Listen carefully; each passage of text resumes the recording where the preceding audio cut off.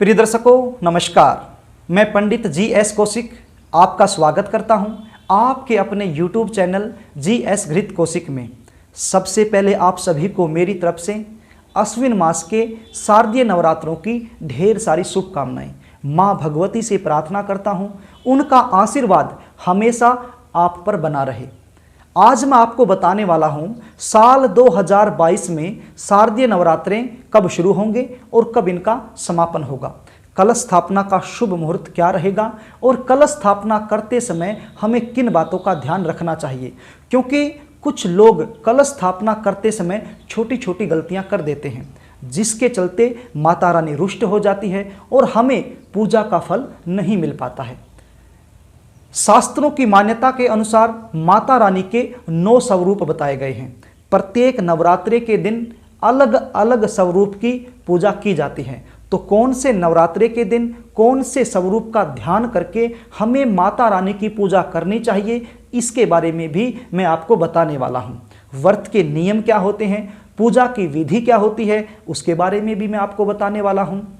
कन्या पूजन किस विधि से हमें करना चाहिए और किस दिन करना चाहिए, हवन किस दिन करना चाहिए और व्रत का पारण हमें कब करना है, इन सब के बारे में शास्त्र सम्मत सटीक जानकारी लेकर के आपके सामने उपस्थित हुआ हूं। प्रिय दर्शकों, ये तो आप जानते ही हैं, अश्विन मास में शुक्ल पक्ष की प्रतिपदा तिथि से लेकर के 9वीं तिथि तक शारदीय नवरात्रे मनाए जाते हैं। ये जो 9 दिन होते हैं बड़े ही पवित्र दिन माने जाते हैं, बड़े ही शुभ दिन माने जाते हैं और माता रानी को समर्पित होते हैं। शास्त्रों की मान्यता के अनुसार इन 9 दिनों में माता रानी पृथ्वी पर ही निवास करती है। इसलिए बहुत सारे लोग माता रानी को प्रसन्न करने के लिए अपने घरों में अनुष्ठान करवाते हैं, दुर्गा सप्तशती का पाठ करवाते हैं, अपने घरों में कलश की स्थापना करते हैं, माता रानी की स्थापना करते हैं, अखंड ज्योति जलाते हैं, नाना प्रकार से माता रानी को रिझाने की कोशिश करते हैं। इन 9 दिनों में यदि किसी शुभ कार्य की शुरुआत आप करना चाहते हैं तो बेझिझक आप कर सकते हैं। कार्यक्रम को आगे लेकर के चलूं, इससे पहले आपसे निवेदन करना चाहूँगा, यदि आप चैनल पर नए हैं और अभी तक आपने चैनल को सब्सक्राइब नहीं किया है तो चैनल को सब्सक्राइब कर लीजिए, बेल आइकन को भी प्रेस कर लीजिए ताकि हमारी आने वाली इसी प्रकार की नई वीडियो का नोटिफिकेशन आपको मिल सके और सबसे पहले आप वो वीडियो देख पाएं। प्रिय दर्शकों, साल 2022 में शारदीय नवरात्रे 26 सितंबर सोमवार के दिन से शुरू हो जाएंगे और 4 अक्टूबर मंगलवार के दिन समाप्त हो जाएंगे। कलश स्थापना का जो शुभ मुहूर्त रहेगा 26 सितंबर को सुबह 6:15 से लेकर के 7:30 तक रहेगा। आप इस समय कलश की स्थापना कर सकते हैं। यदि आप इस समय नहीं कर सकते हैं तो दूसरा मुहूर्त सुबह 9:12 से लेकर के 10:42 तक रहेगा। इस समय भी आप कलश की स्थापना कर सकते हैं। और यदि इस समय भी आप कलश की स्थापना नहीं कर पाते हैं तो अभिजीत मुहूर्त में भी आप कलश की स्थापना कर सकते हैं। अभिजीत मुहूर्त का जो समय है वो सुबह 11:48 से लेकर के दोपहर को 12:36 तक रहेगा। ये जो 3 मुहूर्त मैंने बताए हैं, इन 3 मुहूर्तों में आप कलश की स्थापना कर दीजिए और अपनी पूजा की शुरुआत आप कर दीजिए। अब जान लेते हैं पूजा की विधि और कलश स्थापना की विधि। आपने 26 दिसंबर को ये जो मुहूर्त मैंने बताए हैं इनको ध्यान में रखते हुए सुबह जल्दी उठना है। स्नान आदि से निवृत्त होकर के साफ सुथरे धुले हुए कपड़े आपने पहनने हैं। अपने पूजा कक्ष में चले जाना है। पूजा कक्ष में जाकर के एक चौकी आपने लगानी है और चौकी के ऊपर लाल रंग का वस्त्र आपने बिछाना है और इस चौकी पर माता रानी की तस्वीर को आपने स्थापित करना है। ध्यान रहे, जब आप चौकी लगा रहे हैं तो इस प्रकार से लगाइए, जब आप पूजा करें तो आपका मुख या तो पूर्व दिशा की तरफ हो जाए या फिर उत्तर दिशा की तरफ हो जाए या फिर उत्तर पूर्व अर्थात जो बीच का कॉर्नर है जिसे ईशान कोण कहते हैं उसकी तरफ हो जाए। कहने का तात्पर्य ये है, जब आप चौकी लगा रहे हैं तो ये चौकी आप या तो पूर्व दिशा की तरफ लगा दीजिए, अर्थात पूर्व दिशा में जो दीवार है उसके पास लगा दीजिए, या फिर उत्तर दिशा में जो दीवार है उस दीवार पर लगा दीजिए, या फिर उत्तर पूर्व बीच में ये जो कॉर्नर है जिसे ईशान कोण कहते हैं यहाँ पर लगा दीजिए, ताकि जब आप पूजा करें तो आपका मुख पूर्व की तरफ हो या उत्तर की तरफ हो या फिर ईशान कोण की तरफ हो। फिर दर्शकों, इसके बाद आपने अखंड ज्योति जलानी है, उसके बाद आपने घट की स्थापना करनी है, अर्थात कलश की स्थापना करनी है। इसके लिए आप कोई भी बर्तन ले लीजिए, उस बर्तन में आप रेत डाल लीजिए और उस रेत में थोड़ा सा जल डाल करके जौ उगा दीजिए, जो समझते हैं जौ उसमें डाल दीजिए। और उसके बाद एक कलश आप ले लीजिए। कलश यदि मिट्टी का हो तो बहुत अच्छा है, यदि मिट्टी का कलश आपको नहीं मिल पाता है तो फिर आप तांबे का कलश भी ले सकते हैं। इस तांबे के कलश में सबसे पहले आपने गंगा जल डालना है, उसके बाद आपने इसको शुद्ध जल से भरना है। आप इसमें एक हल्दी की गांठ भी डाल सकते हैं, एक सुपारी भी डाल सकते हैं, साथ में 1 रुपये का सिक्का भी डाल सकते हैं, थोड़ी सी हरी घास भी आप इसमें डाल दीजिए, और यदि हो सके तो एक चांदी का सिक्का भी इसमें आप जरूर डाल दीजिए। प्रिय दर्शकों, ये चांदी का सिक्का जब आप माता रानी का विसर्जन करेंगे उस समय आपने निकाल लेना है और अपनी तिजोरी में रख देना है। ये बहुत ही शुभ माना जाता है। यदि आप ऐसा करते हैं तो कभी भी आपके घर में धन की कमी नहीं रहेगी। फिर दर्शकों, ये सारी सामग्री डालने के बाद आपने आम के पत्ते भी इसके अंदर डाल देने हैं। आम के पत्ते रखने के बाद आपने इसको ढक देना है। ढकने के बाद जो इसका गला होता है कलश का, वहां पर आपने कलावा बांध देना है। इसके बाद आपने लेना है नारियल। अब इसको ध्यान से सुन लीजिए, कुछ लोग नारियल रखते समय गलतियां करते हैं। सबसे पहली बात तो यह है, नारियल पानी वाला होना चाहिए। जब आप नारियल को हिलाते हैं, ऐसे हिलाते हैं तो उसमें पानी बजना चाहिए। पानी वाला नारियल ले लीजिए, जैसे ये नारियल है, और इस नारियल पर लाल रंग का कपड़ा आप लपेट दीजिए। लपेटने के बाद इसको आपने कलश के ऊपर रखना है। अब किस प्रकार से रखना है, कई लोग क्या करते हैं, इस प्रकार से इसको कलश के ऊपर रख देते हैं, जो बिल्कुल गलत है। और कुछ लोग ऐसे इसको रख देते हैं, ये भी गलत है। और कुछ लोग ऐसे रख देते हैं, ये भी गलत है। पहले तो ये जानिए इस नारियल का मुख कौन सा है और पूंछ कौन सी है। इस नारियल का मुख है ये और पूंछ है ये। कैसे पता करेंगे?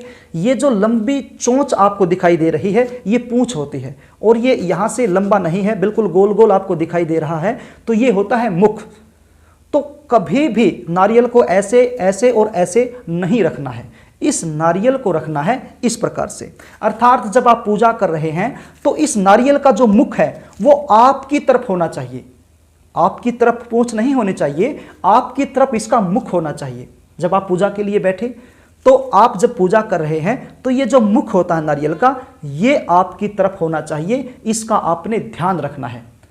तो आपकी तरफ नारियल का मुख करके आप कलश के ऊपर इसको रख दीजिए। उसके बाद आप कलश को उठाइए। कलश को उठा करके जहां पर आपने जौ उगाए हैं, जिस बर्तन में आपने रेत में जौ उगाए हैं, वहां पर रख दीजिए। और ये जो कलश स्थापना आप कर रहे हैं, जो तस्वीर आपने माता रानी की रखी है, उसके दाहिने हाथ की तरफ आपने रखना है। ध्यान रहे, कुछ लोग बाएं हाथ की तरफ रख देते हैं, कुछ लोग पीछे आगे रख देते हैं। नहीं, ये जो माता रानी की तस्वीर है, माता रानी के दाहिने हाथ की तरफ ये कलश आपने स्थापित करना है। अर्थात जब आप पूजा कर रहे हैं तो आपके बाएं हाथ की तरफ ये कलश होना चाहिए। इस बात का आपने विशेष रूप से ध्यान रखना है। कलश स्थापित करने के बाद आप सबसे पहले गणपति जी की पूजा कीजिए, क्योंकि गणपति जी की पूजा करना बहुत जरूरी है। क्योंकि गणपति जी विघ्नों को हरने वाले हैं, संकटों को हरने वाले हैं। कोई भी कार्य की शुरुआत जब हम करते हैं तो सबसे पहले गणपति जी की पूजा की जाती है। यदि गणपति जी की पूजा हम करते हैं तो हमारी पूजा सफल होती है, उसका 100% फल हमें मिलेगा। तो सबसे पहले गणपति जी की पूजा कर दीजिए, उसके बाद कलश की आप पूजा कर दीजिए, उसके बाद जो भी अन्य देवी देवता हैं जिन्हें आप मानते हैं उनकी आप पूजा कर सकते हैं, और अंत में माँ दुर्गा की आपने पूजा करनी है। अब माता रानी के 9 स्वरूप बताए गए हैं और 9 ही नवरात्रे होते हैं। तो प्रत्येक नवरात्रे में अलग अलग स्वरूप को ध्यान में रखते हुए आपने माता रानी की पूजा करनी है। अब ये जान लीजिए कि किस दिन कौन से स्वरूप का ध्यान करते हुए आपने पूजा करनी है। देखिए 26 सितंबर 2022 सोमवार के दिन प्रतिपदा तिथि है। इस दिन आपने मां शैलपुत्री का ध्यान करते हुए माता रानी की पूजा करनी है। 27 सितंबर मंगलवार के दिन द्वितीया तिथि रहने वाली है। इस दिन आपने मां ब्रह्मचारिणी का ध्यान करते हुए पूजा करनी है। 28 सितंबर बुधवार के दिन तृतीया तिथि रहने वाली है। इस दिन आपने मां चंद्रघंटा का ध्यान करते हुए माता रानी की पूजा करनी है। 29 सितंबर गुरुवार के दिन चतुर्थी तिथि रहने वाली है। इस दिन आपने मां कुष्मांडा का ध्यान करते हुए माता रानी की पूजा करनी है। 30 सितंबर शुक्रवार के दिन पंचमी तिथि रहने वाली है। इस दिन आपने मां स्कंद माता का ध्यान करते हुए माता रानी की पूजा करनी है। 1 अक्टूबर शनिवार के दिन षष्ठी तिथि रहने वाली है। इस दिन आपने मां कात्यायनी के स्वरूप को ध्यान में रखते हुए माता रानी की पूजा करनी है। 2 अक्टूबर रविवार के दिन सप्तमी तिथि रहने वाली है। इस दिन आपने मां कालरात्रि के स्वरूप को ध्यान में रखते हुए माता रानी की पूजा करनी है। 3 अक्टूबर सोमवार के दिन अष्टमी तिथि रहने वाली है। इस दिन आपने मां महागौरी के स्वरूप को ध्यान में रखते हुए माता रानी की पूजा करनी है। 4 अक्टूबर मंगलवार के दिन नवमी तिथि रहने वाली है। इस दिन आपने मां सिद्धिदात्री का ध्यान करते हुए माता रानी की पूजा करनी है। इस प्रकार से आपने 9 के 9 नवरात्रों में अलग अलग स्वरूपों को ध्यान में रखते हुए माता रानी की पूजा करनी है। यदि आप अलग अलग स्वरूपों का ध्यान करते हुए माता रानी की पूजा करते हैं तो इसका 100% आपको लाभ मिलेगा। आपकी जो पूजा है वो सफल हो जाए। अब बात करते हैं व्रत की। कुछ लोग ऐसे होते हैं जो पहला और अंतिम 2 नवरात्रे करते हैं, और कुछ ऐसे होते हैं जो 9 के 9 नवरात्रे करते हैं। लेकिन कुछ लोग ऐसे भी होते हैं जो व्रत नहीं करते हैं, केवल पाठ पूजा करते हैं। यहां पर मैं एक बात आपको कहना चाहूंगा, यदि आपका शरीर भूख और प्यास को बर्दाश्त नहीं कर सकता है तो फिर आप व्रत मत कीजिए। जो विधि विधान मैंने बताया है, जो नियम मैं आपको बताने वाला हूं, यदि ये नियम आप 9 के 9 दिन निभा लेते हैं तो आपको व्रत जैसा ही फल मिलेगा। लेकिन यदि आपका शरीर भूख और प्यास को बर्दाश्त कर सकता है तो आप व्रत अवश्य कीजिए, इसका फल आपको मिलेगा। नियम क्या होंगे? देखिए, जो नियम मैं अभी बता रहा हूं ये उन लोगों के लिए है जो व्रत नहीं रखते हैं। जो व्रत रखते हैं उनको पता ही है कि भोजन तो लेना ही नहीं होता, फलहार लेना होता है। लेकिन जो लोग व्रत नहीं रखते हैं वो क्या करें? इन 9 दिनों में पूर्ण रूप से ब्रह्मचर्य का पालन करना है। चाहे आप व्रत कर रहे हैं, चाहे आप व्रत नहीं कर रहे हैं, आपने ब्रह्मचर्य का पालन करना चाहिए। दूसरा, आपने सात्विक भोजन ही लेना है। किसी भी प्रकार के तामसिक भोजन से आपने बचना चाहिए। प्याज, लहसुन, मांस, मदिरा, इस प्रकार की चीज़ों से आपने दूरी बना लेनी चाहिए। इन 9 दिनों तक झूठ नहीं बोलना चाहिए, क्रोध नहीं करना चाहिए, किसी के साथ लड़ाई झगड़ा नहीं करना चाहिए, किसी की सहायता करनी चाहिए। यदि आप इन नियमों का पालन करते हैं तो माता रानी आपको शुभ आशीर्वाद प्रदान करती है। और जो विधि विधान मैंने बताया है, इस विधि विधान से आपने पूजा करनी है। सुबह, हर रोज सुबह उठ करके हर नवरात्रे को अलग अलग स्वरूप का ध्यान करते हुए। अब बात कर लेते हैं व्रत के पारण की। कुछ परिवारों में यह परंपरा होती है, वो अष्टमी के दिन व्रत का पारण कर लेते हैं, और कुछ परिवारों में परंपरा होती है वो नवमी के दिन पारण करते हैं, और कुछ लोग ऐसे होते हैं जो 10वीं के दिन व्रत का पारण करते हैं। यदि यहां पर आप शास्त्र की बात जानना चाहते हैं तो मैं आपको यही कहूंगा कि नवमी के दिन आपने व्रत का पारण कर लेना चाहिए। नवमी के दिन पूजा करने के बाद अपने घर में हवन करवाना चाहिए। किसी ब्राह्मण की सहायता से आप करवा सकते हैं या फिर आप खुद कर सकते हैं। हवन करने के बाद कन्याओं को अपने घर में बुलाना चाहिए, उनकी पूजा करनी चाहिए। पूजा कैसे करनी चाहिए? उनको तिलक लगाना चाहिए, उनको रक्षा सूत्र बांधना चाहिए, उनको भोजन करवाना चाहिए। भोजन करवाने के बाद उनको दक्षिणा देना चाहिए, उनको वस्त्र भी आप दे सकते हैं। आप ब्राह्मण को अपने घर में बुलाइए, उनको भी आप भोजन करवाइए, उनको भी आप भोजन करवाने के बाद दक्षिणा दीजिए। इस प्रकार से आपने कन्या पूजन करना है, अपने घर में हवन करवाना है और व्रत का पारण कर देना है।